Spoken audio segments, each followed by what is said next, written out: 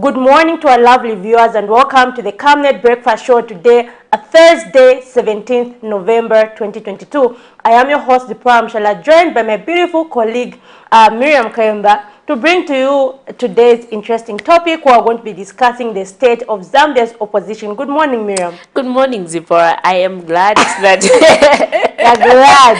I am very happy. Yeah, I'm very happy that you did the honor today, this morning. Yeah.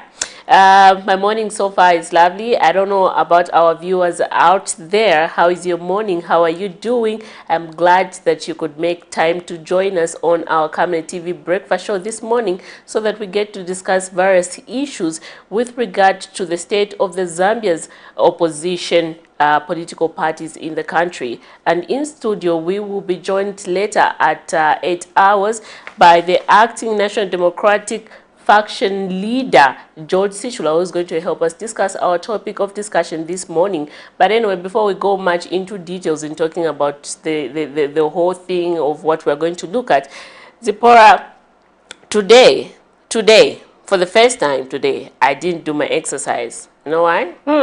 Apparently, looks like I have a flu, so it was hard for me to wake up in the morning. No, when you have a flu, that's when you actually need to do that so to get well quickly. It was hard for me to wake up in the morning. I was trying, but anyway, I hope that as we do our morning boost this morning, I'll be in the background doing one or two things. Following, yes, and I'll just take a video for our viewers out there to just follow. But anyway, just now, let's just have the morning boost to help us kickstart our very good Thursday. Join us in the morning boost.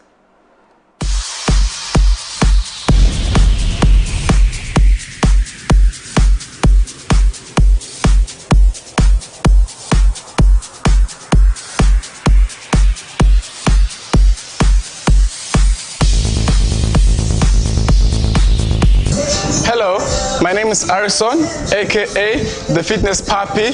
You are here again. Today we are doing exercise that involves in metabolism. We just have two more exercises that I've just selected, and let's go. Before that, let's stretch. Here we go. 1, 2, 3, 4, 5, 6, 7, 8, 9, and 10. Okay, chest out.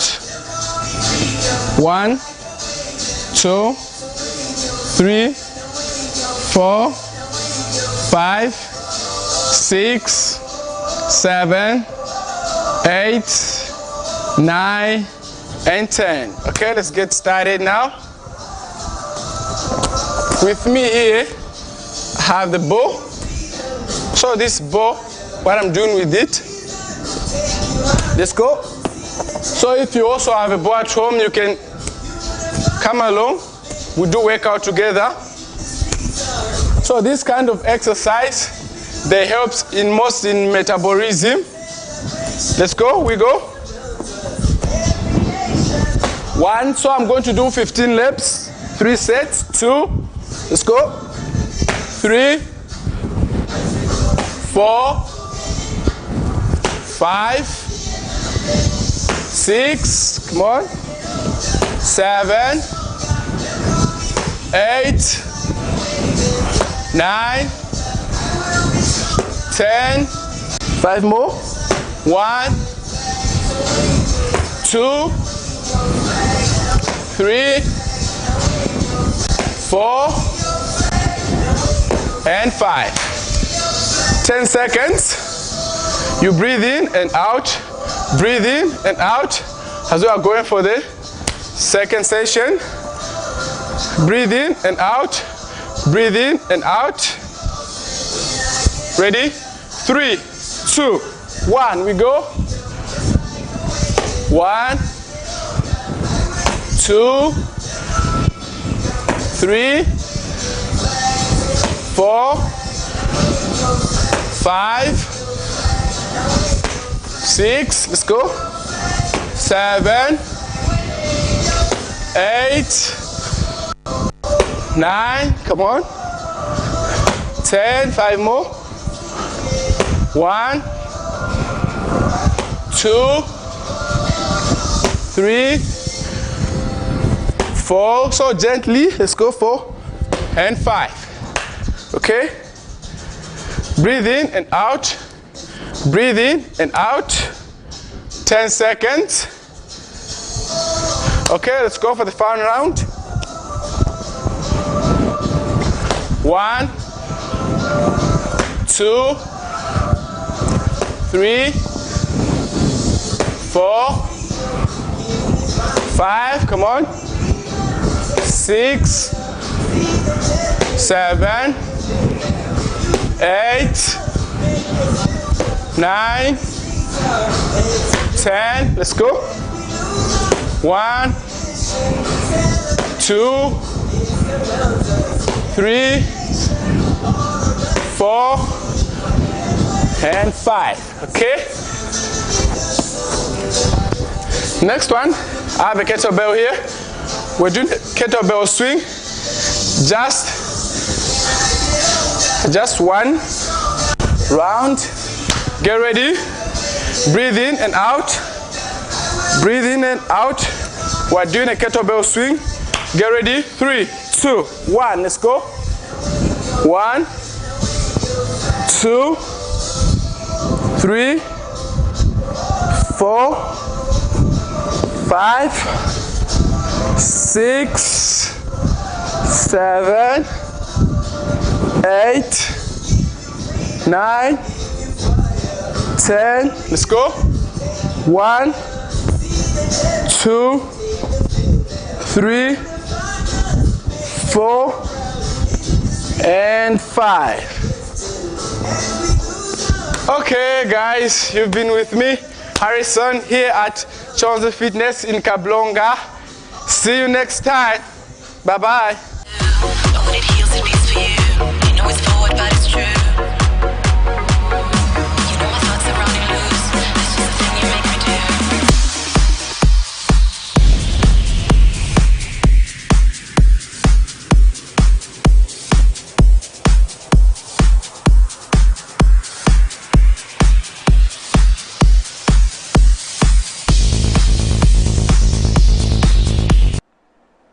I hope you did enjoy that morning boost with the fitness puppy. I don't know, Zipporah, even yesterday we were talking about it, but I don't know why he got the name, the fitness puppy. But anyway, thank you so much, Harrison. That was quite good. We did enjoy ourselves in the background. I don't know our viewers out there, if you did take part in the exercise this morning. Zipporah, you know, it's always good to, you know, exercise. Try every day in the morning. But anyway, like I said earlier when we opened the show, that today I didn't do that. But anyway, with the fitness puppy on board, everything was just in place. Everything was just in place. And thank you so much once again to the fitness puppy. But anyway, right about now, we'll go direct into our healthy corner and just see what the doctors have for us this morning.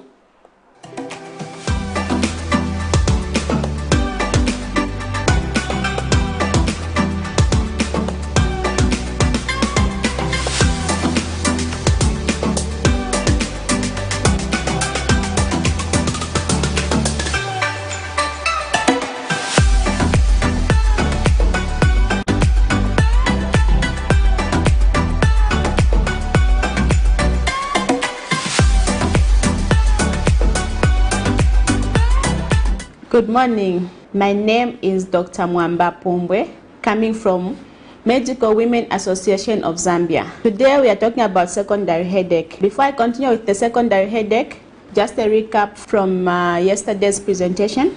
Yesterday I talked about primary headaches, which can be either migraine headaches, tension headaches, and cluster headaches.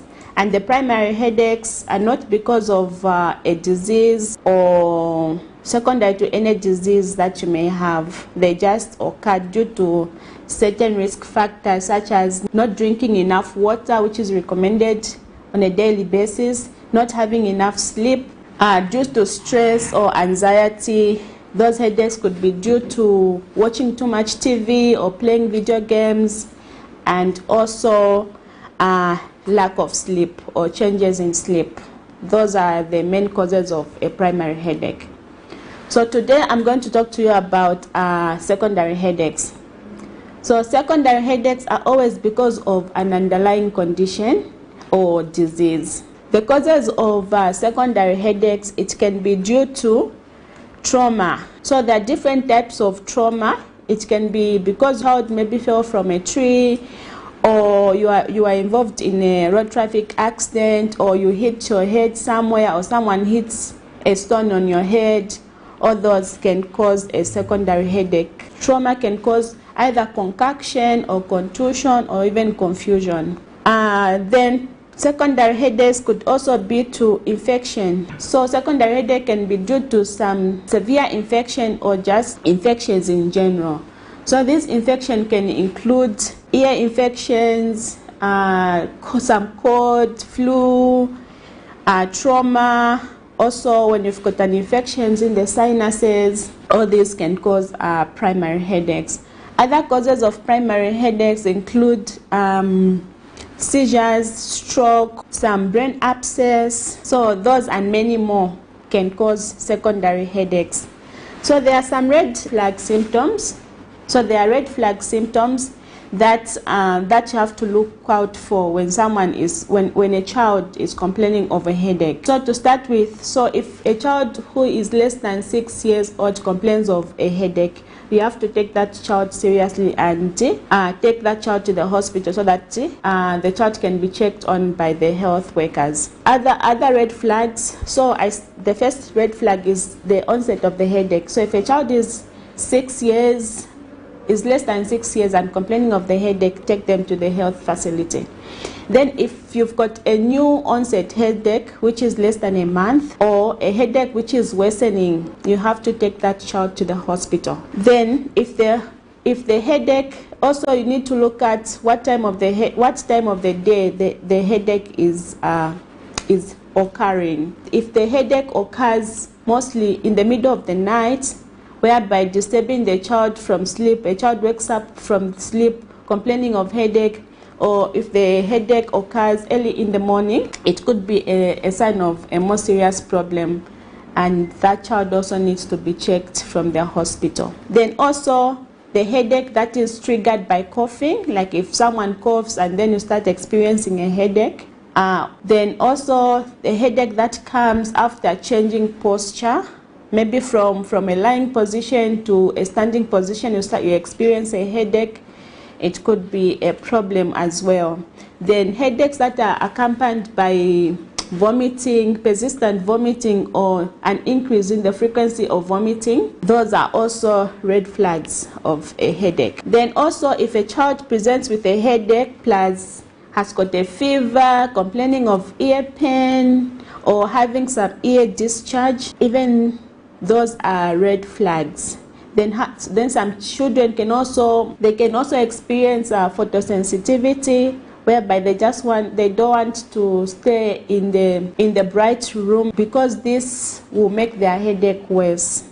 Then some also experience neck stiffness, you're vomiting, and you're having maybe some visual disturbances. It could be because of the increased intracranial pressure. So all these are red flag symptoms, and the child needs to be taken to the hospital immediately. Then the other thing is when a child is complaining of a headache and also starts having like maybe weakness in one hand or the leg or half of the body, or it is also a red flag symptom for secondary headaches. So secondary headaches should be taken more seriously, and if you see any of these red flag symptoms which I've mentioned, the vomiting, the photosensitivity, the neck stiffness, the fever, ear pain, or the headache that is worse in the morning or wakes up a child from sleep, then it needs some attention, and the child should be taken to the hospital for medical checkup. So always look out for the red flag symptoms that I've mentioned, and if you see your child is behaving in any unusual way, please bring your child to the hospital. My name is Dr. Mwamba Pombwe. Keep watching Camnet TV.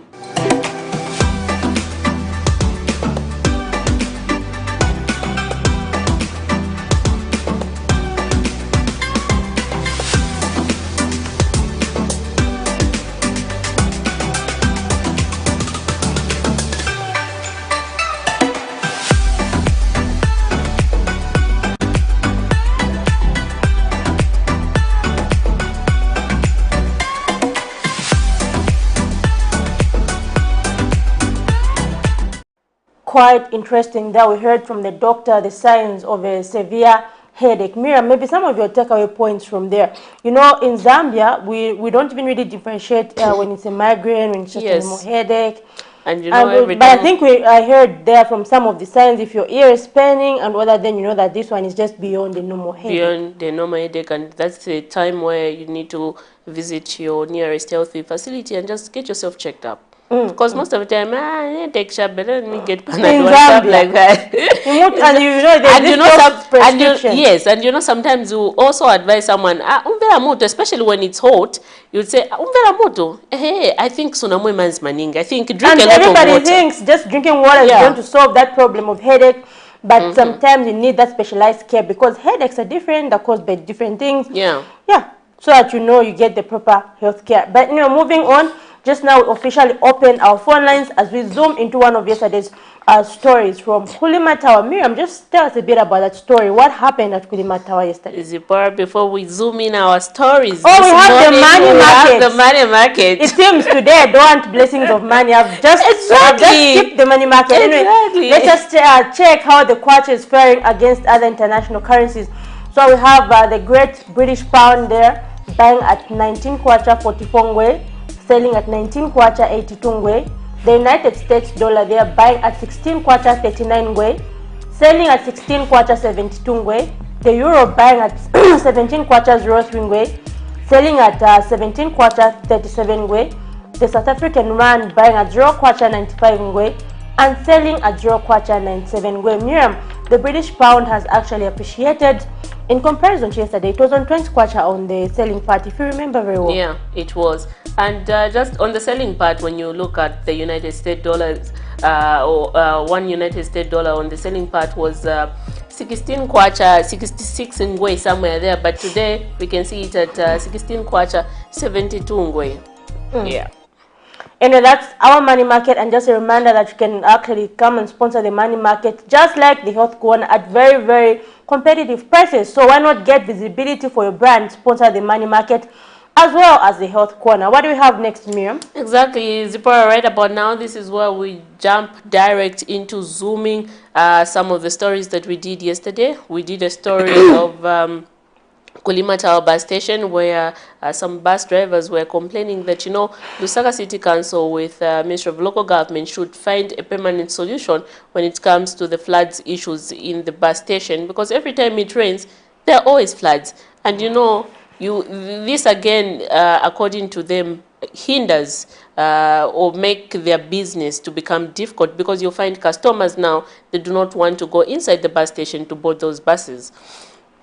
So, meaning again, they are losing business. So this is why they are now calling on the local government authority in partnership with Lusaka City Council to come up with a permanent solution on how they can best address this issue. They're saying, you know, every time when it rains, it's not going to be logical to call the fire brigade to come and drain the water every time. That won't work. Yes, and you know, Miriam, it has become very, very inconveniencing, because the other time, I think on Sunday, I was at Kulima Tower and, you know, looking for a longer bus. I had to go round and round. I didn't even know it was outside near, I don't know, like as if you're going to Chiwoli or somewhere there. I was like, but why? How am I supposed to guess that this bus is here? Exactly. So it was really inconveniencing. Exactly, and to them, again, Zipporah, one of the complaints is that when they're inside the station, they pay to Lusaka City Council. You see? So how can they now pay to Lusaka City Council if they're going to be getting levies? Yes.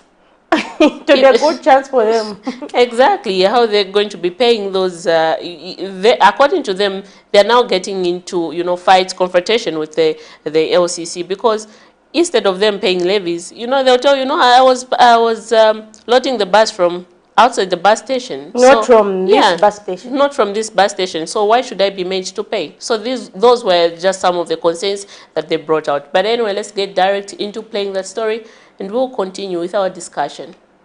Walking sideways like a crab in some cases, chaotically limping from one place to another to avoid stepping in heavy pools of water, has become a common feature among several residents on the street of Lusaka and other towns during the rain season. The massive flooding on the most part of the street, including bus stations when it heavily rains, leaves some bus drivers in Lusaka's Kulima Tower bus station in distress. as the situation, which has not seen a permanent measure being put in place, continues to affect their business. The drivers have complained about the poor drainage system, stating that the buses are packed in water, making it difficult for commuters to board, and at times they are forced to park outside the station each time it rains heavily. A permanent solution is what they now request for, adding that a move by the Lusaka City Council through the fire brigade to drain the water from the bus station every time is not a lasting solution.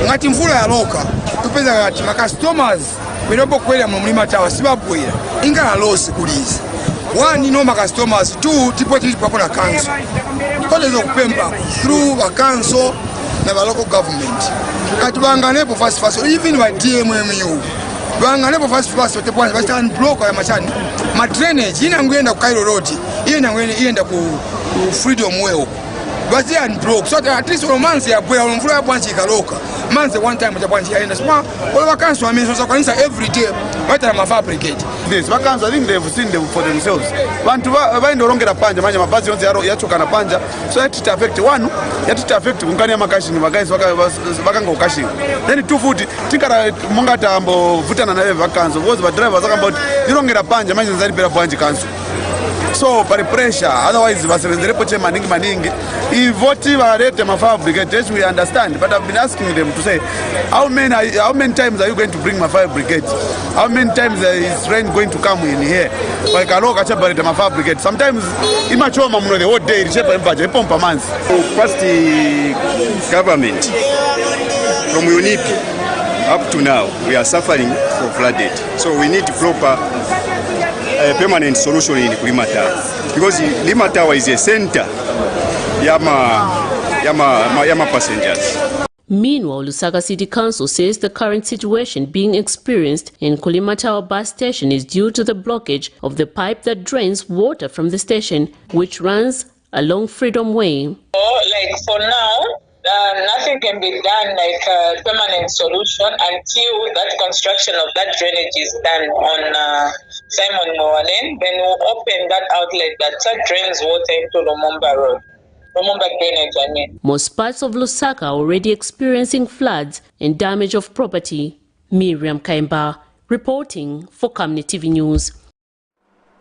Quite a sad situation there happening at Kulimatawa bus station, and we hope that a permanent solution is found.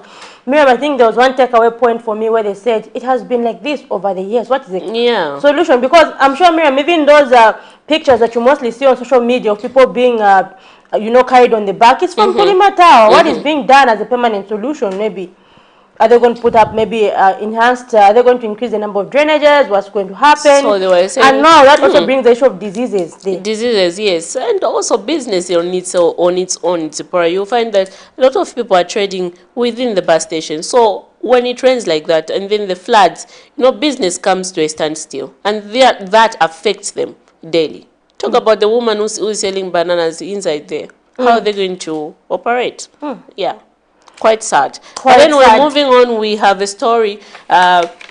Yesterday, Zipporah, we saw different 6 opposition political party leaders, coming together and holding a press briefing where they issued out some critiques on the current administration, which is the United Party for National Development, and just dotting down some of the things they think the current administration is not waking up to. They have promised a lot of things, but this is not what they're doing. We also saw a Citizen First Party, President Harry Kalaba, who also mentioned about the issue of FISIP, how government has delayed to distribute this countrywide. And also we saw National Democratic Congress faction, NDC leader Saboyi Mboela there, also talking about how the current administration is infringing on people's right on democracy, and so on and so forth, on how they're not happy that the current administration is arresting people, they're calling it witch hunt, and so on and so forth. But anyway, away from that, we also saw Socialist Party President Fred Membe also holding a press briefing yesterday, later in the days, and also mentioning just some of the things with regards to FISIP and how he feels that this has not been done fairly. The tender, the awarding of the tender, first of all, to those who are distributing the same thing, all sort of things. Yeah. So let's just get direct into playing the clip done by that we did on Socialist Party President Fred Membe. It is very clear that Mr. Hakainde Hichilema and his UPND government have failed to deliver FISIP fertilizer before the onset of the rains. This is after all the promises to our poor people that fertilizer was on the way. It is of great concern to us, the Socialist Party, as agriculture is a major source of livelihood for the majority of our people. 54.8% of our workforce is deployed in agriculture. The agriculture sector has until now been on the growth trajectory and needed a boost to ensure that growth is not just sustained, but more importantly increased if we are to satisfy the yearning demand in the region and the continent as a whole. Alas, what we are experiencing today is exactly the opposite. If not intended to completely obliterate the sector in a bid to push self-interest and the private enterprise at the expense of the suffering majority. I think we have all seen that the major interest of our government has not been about when the farmers will receive the farming inputs. It has been who is winning the tender to supply the fertilizer. And that is a major source of worry. If it was not caught alive on camera, you get the point. So these are the things that we are going through right now. And the international community, the Zambians, have to take keen interest in what is going on. Because if you're going to violate people at a human rights point, you know, our own dignity, our own integrity as human beings, we're being violated like that, then there's a problem, you know. And I'm very, very happy I've seen that President Hayali actually has sued right now. He has sued for violation of his rights. Because too many people are going to be arrested. Quite interesting there. We heard from opposition leaders, first of all, the Socialist Party leader, Dr. Fred Membe, as well as other politicians there who had a press briefing yesterday. And just now we officially open our phone lines, so do call us on the numbers that are scrolling on your screen or leave us messages on Facebook as you participate in today's topic, which is the state of the opposition in Zambia. And we're joined by Mr. George Sichula, who's leader of the NDC faction. So good morning, Mr. Sichula. Good morning. And also a part of the UPND Alliance. I forgot to mention that part. Good morning. We are glad to have you on set this morning. Thank you so much.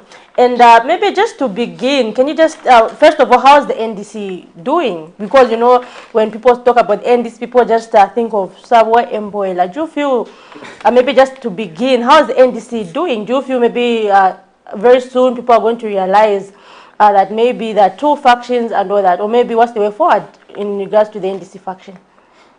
Okay, firstly, I want to appreciate for according me this opportunity to come and be part of this program. The first people that I want to blame, it is yourselves as journalists. I think you do not take your time to investigate these matters. Just a few days ago, I was here. I dropped 2 judgments from the court with Madam here, so that you, as a station, can have the judgment. Okay. Yeah, so I am not a faction leader. I happen to be the president for NDC, and not Savoy. We have 2 judgments, one from the appeal, Court of Appeal, which I gave you to go through. The other one is from the High Court. These are important cases that you must look at. I do encourage journalists to be impartial in the way they report on matters, investigate, know the truth. Don't go with the wind or what people are saying. find time. When there's noise coming from somewhere, make sure investigate so that you report what is factual and not what just people are saying on the social media. So I happen to be the NDC president. I am able to prove that. Okay? We opted not to be talking too much because you know the politics of today, people are just insulting each other, and you know the likes of Savoy and the team, they have even the capacity to insult the head of state. Some of us, we have the integrity, we do not want to take that path. All we want is to be sober-minded, we want to be respectful, and we want to have order. I'm sure you can agree with me that the matter is in court, okay? And it's important that you as journalists must find time to just know what is happening there so that you can even help the members of the public to know the truth about NDC. So I wish to say that actually I happen to be the NDC president and not Savoy Imbone. Yeah, several times, of course, we see on Camnet, you are very confident sometimes when you are reporting about Savoy, you say NDC president. I almost got tempted to just come and save you with a contempt from God. That is good, you have the judgment so that you refrain from addressing her as NDC president. So to those that are listening, we are the true NDC people, and I happen to be the president. So quite interesting there. Yes, coming back to the question that you have just asked me, it's sad to look at today's opposition. What I know about the opposition, they play a very important role in politics. You know, to provide checks and balances, to keep government in checks, okay, to make sure that what they had promised is fulfilled. Not only that, they should be there to objectively make sure that they help the government of the day to deliver. I'm sure you can agree with me when I say every government, before being ushered into government, they make promises to the people to say we are going to do A, B, C, D. Like for instance, I can give an example of the UPND. Okay, there were certain promises that were made, okay, about the dollar, it would drop, or they made promises again to do with fuel, it will come down, fertilizer, this is what will happen. And obviously it's the duty of the opposition to keep them in check, to say this is what you promised, why are you not doing that? Okay, so in a democratic nation, you expect the opposition to do such things. It's very important to keep the government on their toes, to deliver according to their promises.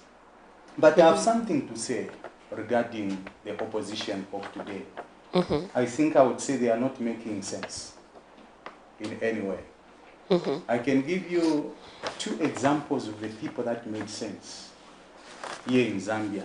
The first one is our former president, President Michael Chirupya. He made a lot of sense. He had to make our late president, Levi Mwanawasa, to confess publicly that he was put under pressure by President Sata. I don't remember at any point when President Sata insulted the people in government. He was bringing out issues objectively, and government had to deliver. It made sense. Let me also give you another example of, you know, Mr. Sinkamba. At one time, he started the issue of marijuana here in Zambia. Okay? So the way he could come out, the way he could explain things systematically, he never used to insult people. The way we see from Diary, from Savoy, Sean Tembo and others. Okay? He explained in such a way that the government's attention was drawn to the man. They wanted to hear more. They invited him on the table. Can you tell us about this marijuana and how the country can benefit out of this? It made sense. Okay? But the opposition of today, I think they are not making sense. What do you think would be the driving factor? Like you said, the opposition previously would offer solutions, but now they're engaged in defamation. What do you think would be the driving factor? Or maybe do they need some kind of mentorship? What could be the driving factor? It's unfortunate that we expect, okay, these opposition leaders to be mature in the way they provide checks and balances.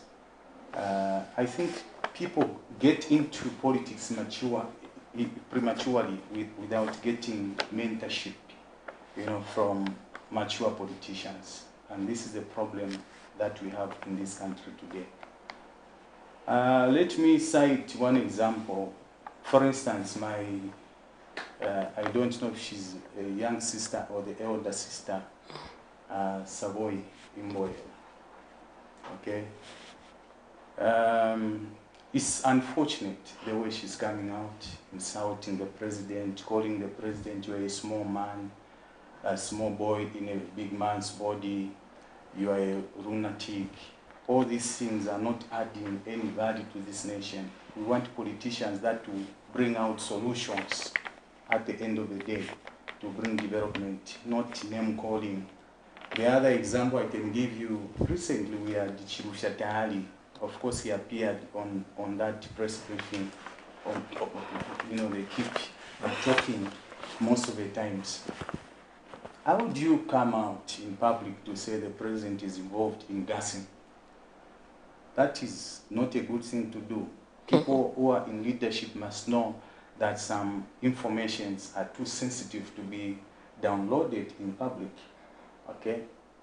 How do you go on social media to say the president is involved? That is too sensitive to be brought in public. Okay, so when I look at Tahali, I see maturity in the way it's coming out. Okay. What would you suggest would have been the right move of him to take if he was holding to such information, given the fact that maybe he might be thinking, okay, this is something that really affected the entire nation, and this is information that the public should know. But how do you think he should have come out to bring that kind of information? You see, there are offices. There are offices that you can engage. If you are not very safe with the government, you can even engage the community, the international community. You share with them that such a thing happened.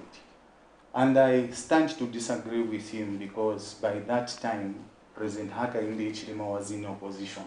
I think I would call him a very powerful man if Ato is the one that was involved in the whole saga. How can the whole entire government, okay, the army is there, the police and all these security wings, fail to arrest him if Ato was involved in that?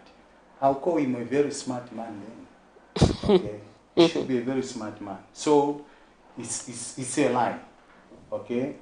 The government could have given us a position that he was involved, but he was not involved. He's very much innocent in this whole thing.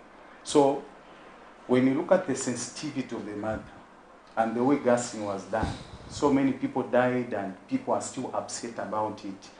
But here comes a person who is mature, immature politically, begin to say the president was involved. Okay, that is too inciting. People can rise against the government of the day and also the government.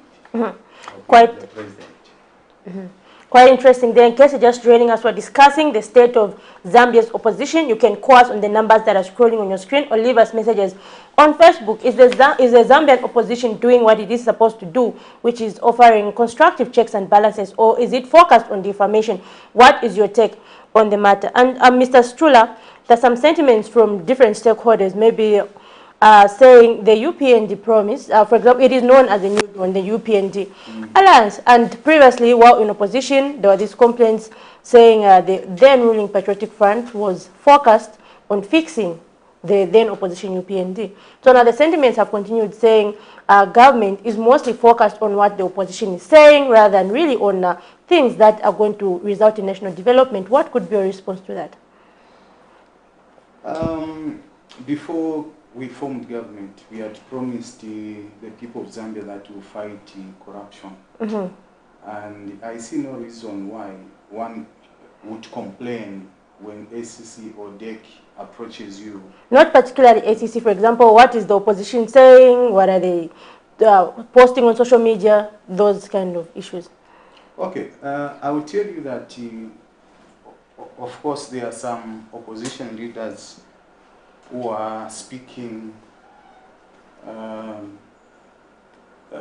is some element of truth in what they are saying, okay, but the manner in which they are communicating is not making sense.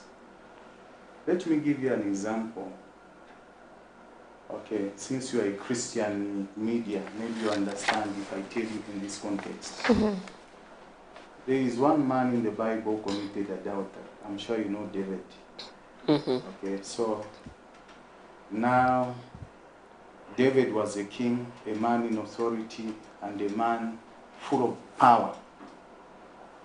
So now it was so difficult for the prophets to go and approach him and tell him to say, this is what you have done.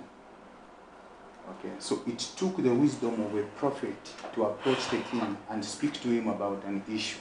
Okay, I'm sure you do understand the story behind what happened. Just hold your thought there. We have a caller. Hello, good morning. Hello, good morning.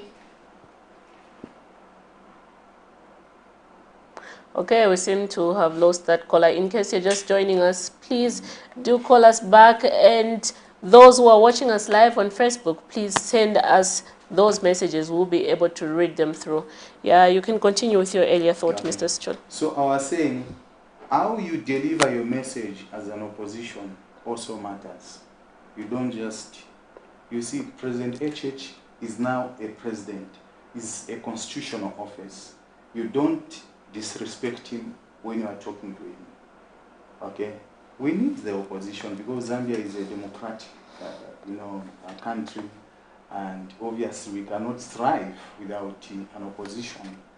Okay, so we expect the opposition to be sober and also help the government to deliver.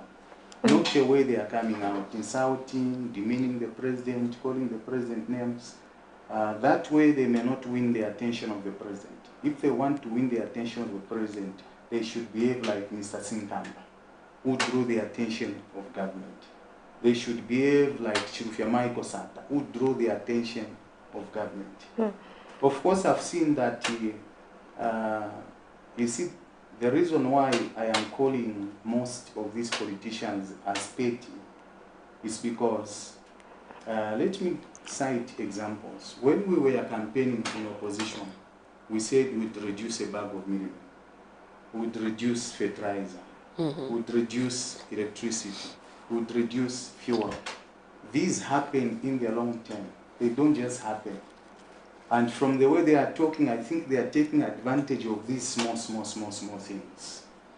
You understand? These things do not happen in a short term, they happen in a long term. And I'm made to believe that President Hakainde... We have another caller, Mr. Schula.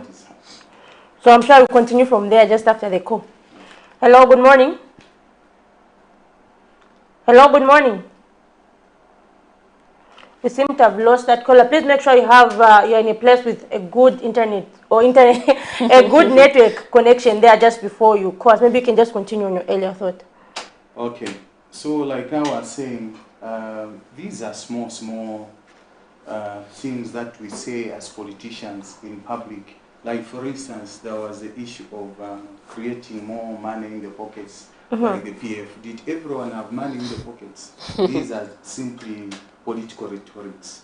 And I want to say that for UPND, I think they are doing the right thing. They are doing the right thing. They talked about job creation. You've seen what is happening. Why is the opposition not talking about all these good things they are doing, as UPND government? We can't just focus on the bad things, name calling and demeaning the president. No. We want an opposition that will make sense, provide checks and balances correctly. Yeah. Now we have a message from one of our viewers, Mr. Pungu Wanga, who says, today we don't have opposition leaders who are strong. no matter what UPND does to mess this country, we will still vote for it in 2026. So maybe, do you feel that UPND will win because there's no strong opposition, or UPND alliance will win because it has delivered? Is it because, okay, like for example, let's talk about UNIP. The time UNIP lost power, it went into oblivion. The time MMD lost power, it went into oblivion. So in short, the trends in Zambia show us that former ruling parties do not bounce back, I don't know, from the trends. So is it that UPND is going to win in 2026 due to that? Looking at the difference with the Democratic Party, which had, is it about 25,000 votes, which was third from the PF, which had about 1.8 million votes. Is it the lack of a strong opposition that's going to make the UPND alliance win? I am very happy about what Mr. Punguwanga has said. It's good, it's a confirmation that I'm not the only one making such observations about the opposition. Listen, I think it's a two-way thing. Let me try to be as objective as possible as I speak on this one. I do not want our alliance partners, the UPND, to go to sleep and say the PF cannot bounce back, because every political party that leaves government goes forever into oblivion. Okay? We should also look at the strengths of parties like the PF. What made UNIP to stay in power for a long time, they had very strong structures on the ground. Today, you cannot compare a district chairman of any political party to a ward chairman of UNIP. Okay? UNIP had strong, very, very strong structures. Up to now, we still have UNIP. Go to Eastern Province, you find them, because they are very strong structures. They even at the assets across the country, UNIP. Talk of MMD, they had very strong structures. Talk of the PF still have very strong structures that we must dismantle. Okay? So why should we dismantle them when opposition is necessary for checks and balances? What I mean, I'm not talking about fighting physically, no. We need to dismantle them with what we are doing in government. When people see that we are creating jobs, we are developing the nation, there are people who begin to shift politically to come and join us. Okay, so the weakness that I've seen is we are not focusing so much on our structures to build them. Because for any political party to stay in power for a long time, you need to have strong structures on the ground. Just a few days ago, I think I said something on Camnet, where I expressed displeasure in the outcomes of these elections. Okay, just hold your thought there. Hopefully this one goes through. Exactly. Otherwise. Hello, good morning.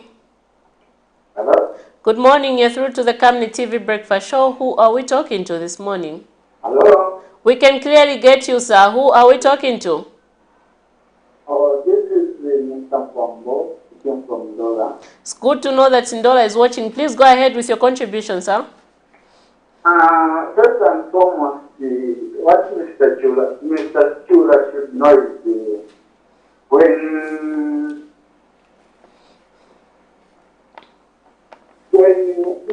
MMD lost power, they never sat down to replan.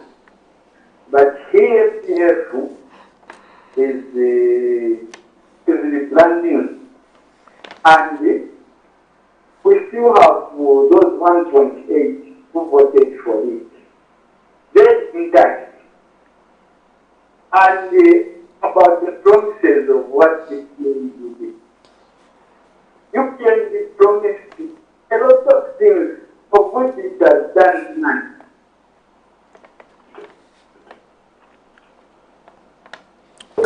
Oh, seem to have lost that caller, but I think you got his point where he was going. Maybe you can just respond to the call. Yeah. No, I have heard where he's taking us to actually.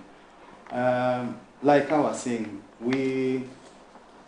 UPND should have strong structures. Not long ago, I think I made a statement on this platform, and I said I am not very happy with the wins that we are getting everywhere. And I gave an example of Kabwata. Kawata there, it took the president to go and campaign strongly, door to door. Okay, on the Copper Belt, the president did the same. Okay, we went to the Northern Bloc, and the president did the same. We are overutilizing the president to do these things. Okay, I would rather the president focus so much on the building the economy instead of getting on the ground. That is supposed to be done by the structures. Okay, so anyone that will come to me and say we have no opposition, I think I would disagree with them in totality, because opposition is there. People should not go to sleep thinking now we have arrived and they cannot bounce back. Yeah, so we need to be very careful. Let people work. You see what? The only thing that can destroy us is failure to deliver to the expectation of the Zambian people. That's the only thing which can destroy us as UPND Alliance government. But if we deliver to the expectation of the people, that we must work. And that's why you have seen His Excellency is more than committed. Okay. Job creation that he talked about during campaigns, you've seen what is happening. Almost every month there is a recruitment that is happening.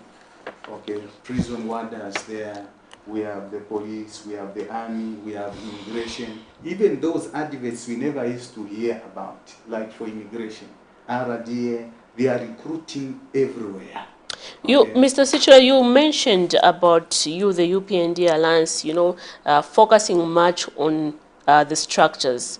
What are some of the reasons that you think are the causes or the reasons why people in the alliance are not focusing much on making the structures strong? Yeah, that's a good question. To form government, it takes a lot of people to help it form government, help this particular political party to form government. Like, for instance, for UPND to be in power, there are so many people who are involved. The chiefs, the non-governmental organizations, the churches, the cadres on the ground there. So many people, even new journalists, we are so committed. It is always important to maintain connections with these people, because they are the ones who are holding the ladder for you to stay afloat. Okay? So when we talk about maintaining the grassroots, maintaining the people, the structures, we are talking about these people who have formed the foundation on which the UPND government has been formed. I am saying so, of course, we hear a few people complain about some ministers. Okay, we have another caller there, Mrs. Chula. Oh, and we just lost it.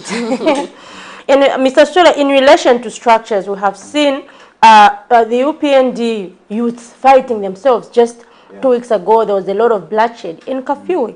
Could it be as a result of the structures? In fact, just 2 days ago, we did another story saying where the youth were saying they have not benefited. Come 2026, do you feel the UPND Alliance will still have the same grassroots structures, given the happenings that we have seen? That's where I think we need to be very careful as government. We need to pay attention to what these boys are saying. Let me just give you the historical background of our structures and the cadres. When, of course, you know that there was so much cadreism under Okay, we will allow this call before you make... Hello? Hello, good morning, madam. Good morning, sir. How are you? Yes, I'm Mr. Montari calling from Tito Blangirelo. It's good to know that... I just want to contribute on the state of the opposition currently in Zambia. Please go ahead with your contribution. Yes, you are getting me? Yes, we can get you. The major problem I've observed, most opposition parties, it even used to happen during the UPND opposition. Most opposition do not win of bitterness when they're in opposition. So you find that whatever they say, they're important things. They forget about tackling real issues. That's the thing. But if only they could become objective and talk about real issues which are affecting the people of Zambia.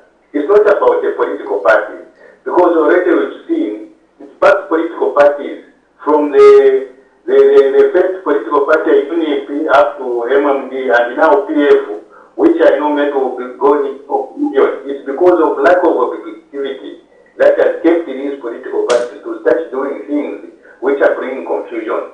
As a result, giving a leeway to the ruling government to feel their superior. Thank you so much. Thank you so much. Maybe you can just add one or two things as you finish your earlier statement. Yeah. No, I stand to agree with our caller. Like I said in my preamble, we need opposition to be objective. We need them to provide even solutions and advice to the government of the day. But the problem is in the manner they are talking to government and also addressing issues. I can tell you that some of the things they are talking about are correct. Okay? They are very much correct. But the manner in which they are communicating, they are not attractive to government, even to an extent where we can say, okay, let's look at what Sean Tembo is talking about, or let's look at what Membe is talking about. We cannot do that because they are not so bad, they sound so bitter, and I think they are just trying to incite the public to rise against the UPND. I think that's what we are seeing. So I stand to agree with our caller. And on the issue of structures?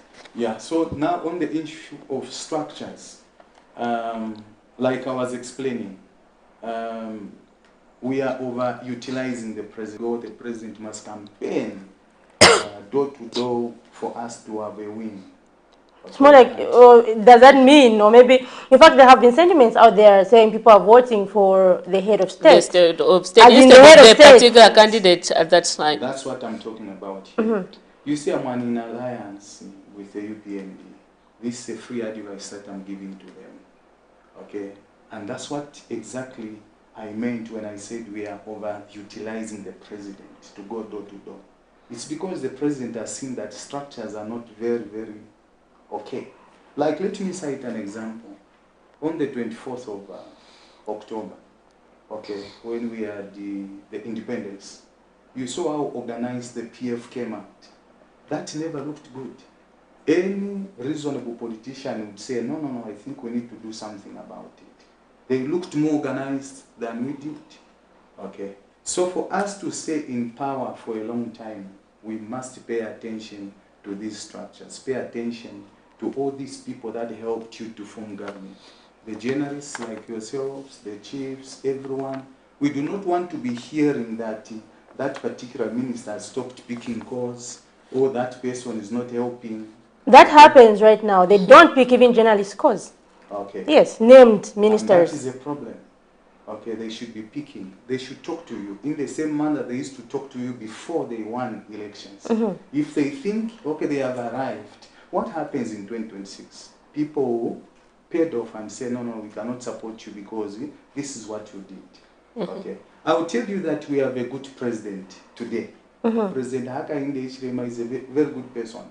Ask me, I have worked closer, I've listened to him speak. He's a parent. He has a heart for the people. Okay? Trying to block the president, trying to block, it's a mistake. Let those that would want to have access to the president have access and talk to him in the same manner they used to do. Let me tell you, during the time of Sata could maintain a lot of people, even as a president. Have you ever heard that Sata could even call a ward chairman on the ground? Instead of calling a provincial chairman, he could call a ward chairman to hear what is happening there. Sata maintained the structures even as a president. Okay? So my advice to the UPND is they should not abandon the people that helped them. Okay? They should listen to them, continue listening to them. Journalists, okay, chiefs, non-government organizations, people should not be complaining. Even for the alliance partners, we shouldn't be there to complain. How do we support them? come 2026, it will be very difficult. Okay, so they need to create this harmony. Relationships are everything in politics. If you abandon the people that helped you, it's difficult. And our plan as UPND Alliance is not to stay in power for one term. We need to be there at least even for over 25. With what aim? For the political party or for the development of Zambia? With what aim, exactly? With what aim? What we needed as Zambia, we needed leadership, people that are visionary, people that know what they are doing. Currently, as we speak, I am very happy with the president. Okay, the vision is very clear. I'm able to understand it. Whatever he does, at least you can tell that this is where things are going. Okay, so that's what we needed. Now, we needed someone who could fight corruption. He's fighting corruption. Now, Mr. We needed Sichula, someone who could create jobs. He's creating jobs. Now, Mr. Sichula, just to re-echo on your statement, you say you would want to be in power for more than even 10 years. Now, looking at the current situation, like my colleague has stated, the youths are complaining within the structures that we have been neglected. And you yourself, you have mentioned that you do not have strong structures. Do you feel this will give you an opportunity come 2026 of bouncing back into power? I'll tell you something, and what is bringing out all this noise. Right from the onset, President Hakainde Hichilema made it so clear that he didn't want cadreism to continue in the manner it was in the PF. Cadres under PF had taken over the markets. Cadres were on the streets, on the bus stations. You know, they were like pests across the country. But when we formed the government, the president said, I do not want this. Okay? And I'll tell you that for cadres, most of them, that was their source of income. Okay, beating people in the market, collecting revenue, which has now shifted to councils to be collecting revenue. Okay, which is a good thing. And most... You just hold your thought there, we have a call. Hello, good morning. Hello, good morning. You're through to the Camnet TV Breakfast Show. Who are we talking to? Franklin Membe. This is Franklin Membe. Watching us from where? I just want to thank... Please, sir, could you kindly reduce the volume on your TV set because we can get feedback?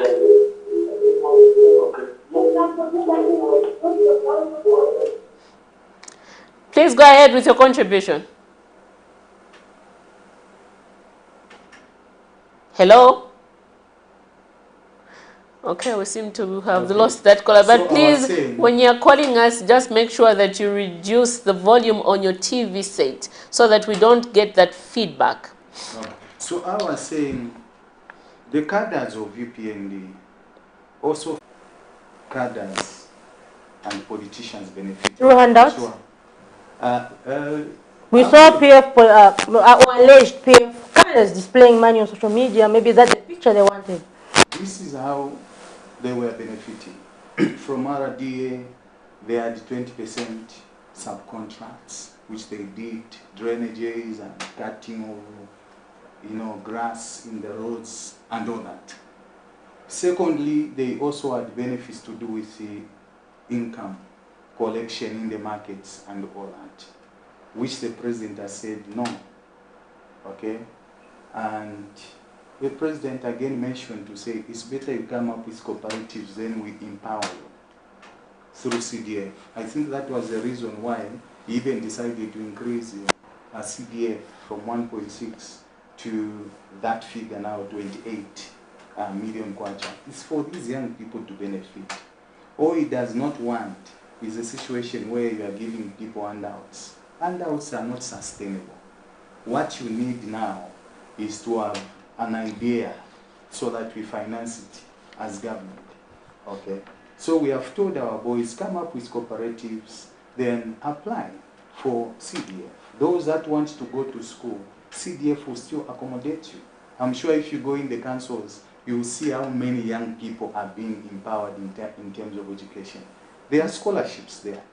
There are bursaries that are being given. Is that not empowerment? Okay, so what sort of empowerment are they looking for? Us giving them money, handouts are not sustainable. Today we are not giving fish to people, we are giving nets. And that's what the president wants. And it's a very good idea, and it is more sustainable than keeping cadres. For instance, if I give you 20 kwacha today, 50 kwacha, what will it do? It will not change anything. So the best way is to empower you, like what this government has introduced. Just 2 days ago, we heard some of the youths complaining. Those from, they said that from Luansha, we interviewed some youth who are saying they have applied for cooperatives, they have not been given cooperatives, they have not been given this funding, they have not gone through. And they actually said what they were promised was not funding through cooperatives, and they were actually arrested, incarcerated here and there. So what is the way forward for those people? Because there have been some concerns stating that the continued suffering of those people is what is leading to resurfacing cadreism in markets, because somehow they feel they have to get paid for what they did. Actually, change is always very painful. I feel for those young people. But I'll tell you something. The government is really trying its best to empower the young people on the ground. Except that, you see, it can't happen at one time. Of course, go in every constituency. There are people that are being given these checks to do, their projects in various constituencies. Yeah. So the encouragement that I can give to those young people is that time will come for them to be given. Okay. Everyone is going to benefit. Yeah. So let them just exercise some bit of patience, and they will be given when their time comes. Yeah. Okay. Imagine that at a particular council, 1,000 cooperatives have applied, and the money is not big enough to accommodate everyone there. So it's better. I think I even talked about it on the Copper Belt on one of the radios. I think it should be Radio Ichengero, where I disagreed with some members of parliament who are giving small monies in terms of empowering cooperatives. You give a 5 pin to a cooperative which has 20 or 30 people. Exactly. That's a mockery. What business can you do with a 5 pin? So we have actually been encouraging them to make it bigger and sensible. You give them money. Mind you, we are coming from a regime which used to give people money too much. They could go to a particular church through presidential empowerment funds. They give so much, 200,000, 500,000, 1 million. Okay, so they had to set that precedent as PF. And that's what has destroyed people on the ground today. So we have been telling these members of parliament, do not be in a hurry to empower everyone at a go. You cannot satisfy everyone at a go. Okay? Make sure when you are empowering, not 2 pin or 5 pin, no. Make it sensible and more sustainable, so that when people engage into a business, it makes sense and it sustains them. Okay? And this is what is making, I think, our young people to complain. We are trying to avoid giving people 5,000. We want, when we give them a lump sum, it should make sense and it should be life-changing. That's where the ballgame is. Yeah. So let them exercise patience. And of course, we know there are some people that are looking for jobs, young people. I'm sure you've seen what is happening. Whenever there is an advert, okay, like for instance, over 30,000 teachers were deployed.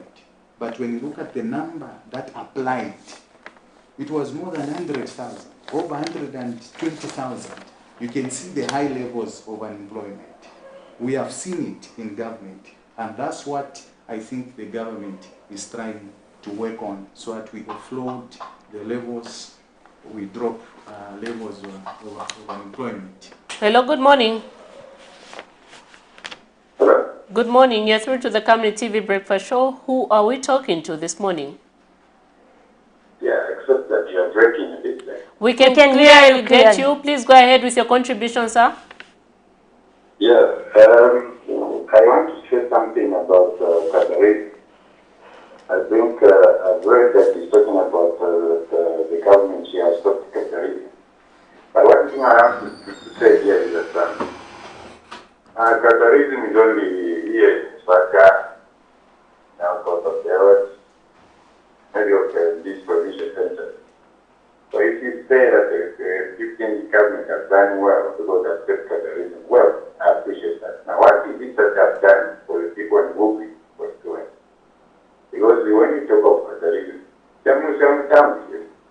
What about our beach? In our remote areas, beach looking at in the past one. So that's also 3 months. And then when it comes to the CDF, is it true? Are you telling me the truth from deep down in your heart that the government has increased it to 28 million? Because from 2022 per national budget, they said that increased from 1.6 to 25 million. Are you telling me from deep down in your heart that each constituent receives 25 million? Can you comment on that? All right, thank you very much for your contribution. Maybe your response to the caller. Yeah, I totally agree that we still have some pockets of cadres in places. This is the cancer that we are working on, and it may not finish just like in the twinkling of an eye. You know, such problems, they finish, you know, in a long term, not just in a short term. Yeah, so I do agree with him that we can have some cadres here and there, a few unscrupulous cadres. Yeah, because the message has been very clear by the president to say, do not misbehave, do not do that, do not steal in the name of the party. It's been very clear. Now coming, yes, to the issue of CDF, where he has mentioned that, of course, the pronouncement has been that maybe each constituency will receive over 20-something million kwacha in terms of CDF, but what is being given to constituencies is simply maybe less than 5p or 6p. Yeah, we do appreciate that. Yeah, but one thing that I can say is government, through the president, is very much committed to ensuring that we start giving these constituencies that money.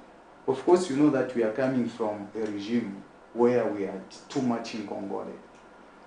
The PF government had accumulated too much debt to an extent that the economy became a mess. Okay, and this is what you know, this government is trying to work on, so that at the end of the day, come next year, instead of sending a 5-pin or a 10-pin CDF, we send the whole 28 so that our people benefit on the ground. I totally agree with him. There was that issue of not sending the money in full, which even the and also maybe it just needed clarity on the 28.3 million, which was actually suggested in this year's budget. Maybe just a clarification for him. Okay. He was, I think it's still on the 25.7 million, just a clarification that it has on the 28.3 million. Whether it has hit the accounts for... No, not really hit accounts. Has it been accepted by Parliament? Has it been ratified? I think it has. You think it has? Yes, I think it has, because I haven't heard of any opposition of that figure. I think it has finished. Okay, and now... he also mentioned that what has the UPND done in 1 year for rural areas? What they have done? Yes. You see, of course we expect some people to think that now that UPND has gotten into government with the promises they made, then Zambia will begin to flow with the honey and milk. That's not how things work. To develop a nation is different from a home setup. This is a country. A country is big, okay? And to develop a country, it takes a lot of strategy, a lot of planning, a lot of resources, and it should take time. I keep telling people that Rome was not developed in a year. It took hundreds of years to develop it. So what we need as a nation is a vision that can be understood by the people that are working in government. Once the vision is put on the table, we run with it. Like, for instance, I'm just telling you that President Hakainde Hichilema has got a vision. Okay. Have you ever found time to go through the manifesto of UPND?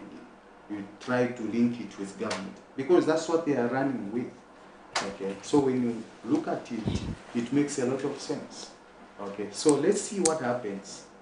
Invite me again in 2020-25 before elections. I actually have the UPNG manifesto and the PF manifesto. So come that time, we're going to look at that manifesto together and see what you've achieved.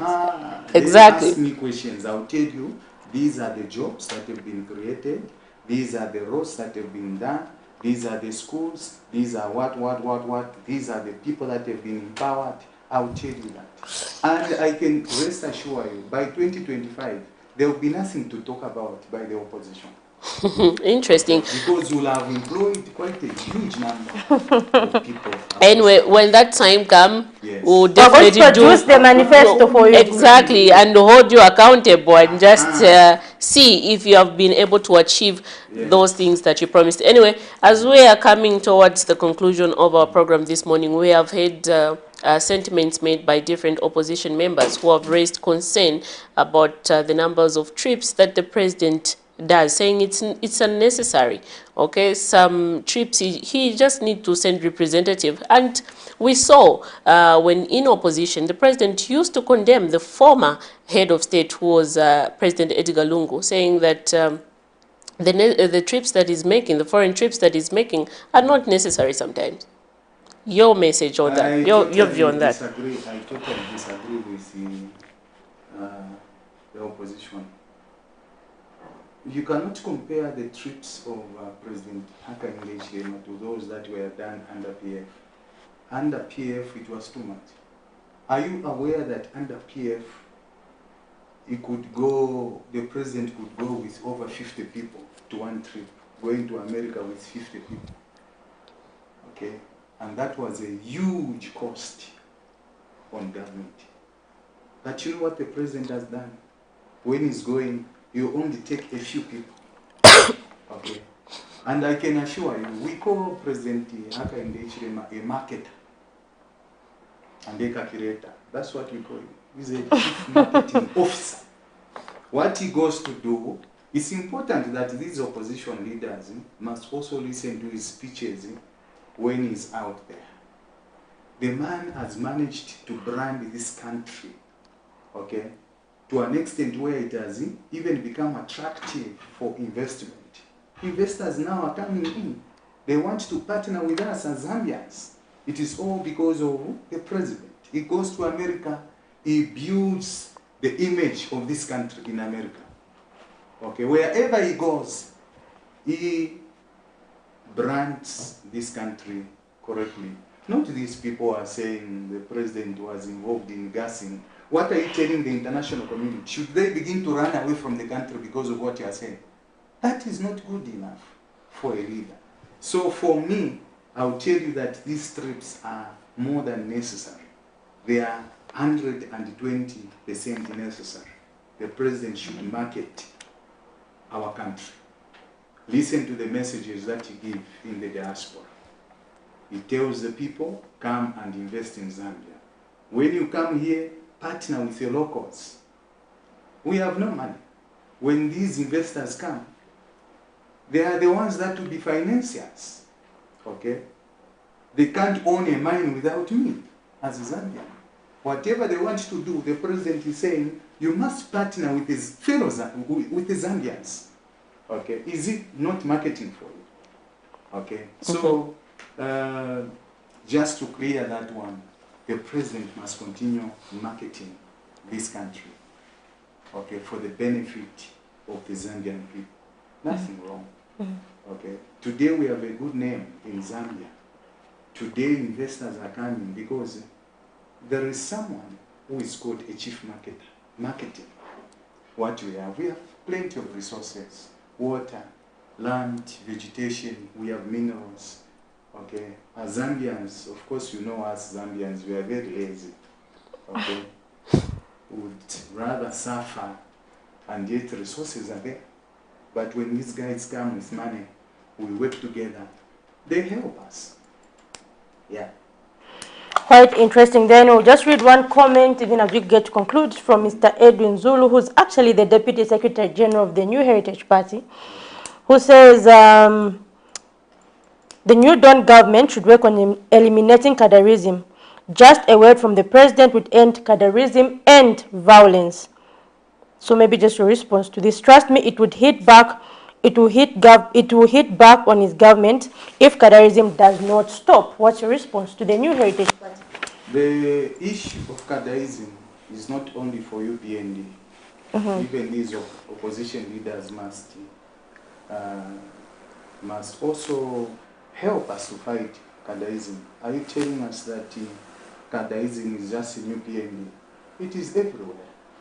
Even in my party, NDC, you find some pockets of cadres here and there. Go to Heritage Party, there are cadres there. Go to MMD and PF, cadres are there. So we need concerted efforts to stamp out this cadreism. So my encouragement to our leader there is they should also do their part. Okay, we do our part as the government in power. They should also do their part so that we stamp out this cancer of cadreism, and it will be peaceful everywhere. As you give your concluding remarks this morning, maybe you can just respond to this question.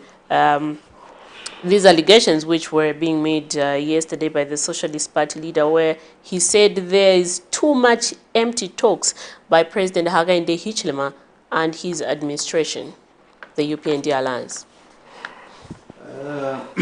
I don't exactly what he meant by saying with promises. You say this talks, because for us we see things happening. Yeah, so I think that statement does not suit President Hakainde Hichilema and the UPND. A lot is being done, and just to comment on what was being said yesterday by the opposition. You see, the doors in the government are open. Okay, it's surprising that sometimes when President Hakainde Hichilema and the government make a particular move, they don't seem to understand what he's doing. Okay, so the president operates with an open door policy. What they want to ask or what they don't understand, they can even come and knock at our doors. We'll explain to them what we are doing and what we are thinking should be done, instead of just criticizing on the matters that are even straightforward. Yeah, so I like it when opposition leaders become objective. Let me give one example. I liked when Itishimbaga Mwiri, okay, congratulated the president for giving our peacekeeping missionaries, yeah. okay, 100% of their salaries. Initially it used to be 50%. It's a good thing. He's an opposition leader, and of course people expected that he would say bad things. But he came out and said, congratulations, Mr. President. I liked it that way, okay? I liked it that way. That's what we expect of these opposition leaders, all of them. Where the government has done it well, they say congratulations. Where they have not done well, it's their job also to expose the weaknesses of government so that we develop this nation together. This nation cannot be developed by UPND alone. They need watchdogs, people that will watch under telescope from a distance and say, what's that you are doing? That's how things work in a democratic country. Okay, so we cannot leave it to UPND to do everything. No, they are also human, they make mistakes. So we need the opposition, but be as objective as possible. We shall listen to you. They've got a right even to call the president to say, we want to have a meeting with you and talk about this issue. The president will be more than willing to address those issues with the opposition. But issues of insulting the president, we are not going to promote that. We won't support them. Okay. Issues of calling the president names. And what is so about President? Every time anyone that opens the mouth is President HH, President HH, President HH. Why can't they give a man chance to work? Okay. If they want to criticize him, let them be objective. Let them be impartial and righteous and holy at the end of the day. That's what we need in this country. Not this pettiness, the childishness we are seeing every day on social media. And you see, I'll tell you, They are taking advantage of those people in the social media. I'll tell you, Miriam, social media, if you are speaking sense on social media, people won't even like you. They won't follow you. They want these people are insulting the president. Go and check their pages. They are fat with comments and likes. You know why? Zambia, 30% of the people educated, 70 are not. So they take advantage of the 70 who doesn't know the truth about what is happening. They want to manipulate them with what, insult. We are not going to support that. And as NDC, I want to conclude by saying that we are not going to give an opportunity to anyone that would want to use NDC to insult the president. As far as we are concerned, we are in an alliance with the UPND, and we want to support them in totality. And anyone who stands, okay, to insult the president or to say anything unpalatable, you are not with us, you are on your own. We want to give our colleagues enough time to deliver to the expectation of the Zambian people. Okay? But for now, they are doing a good job. So we'll support them. Quite interesting there. Thank you very much for having come here on set to discuss the topic with us. Anyway, to our viewers out there, unfortunately, this is where we come to the end of our program, but it has been very productive. Thank you to those who commented on Facebook and those who called us as well. But remember to join Prudence Trotter tomorrow as she takes you into business. Miriam? This is where we come to the end of our program this morning. Please make a date with us next week. Myself, Miriam Kaimba, and my colleague Zipram Shara. For now, it's bye-bye and God bless.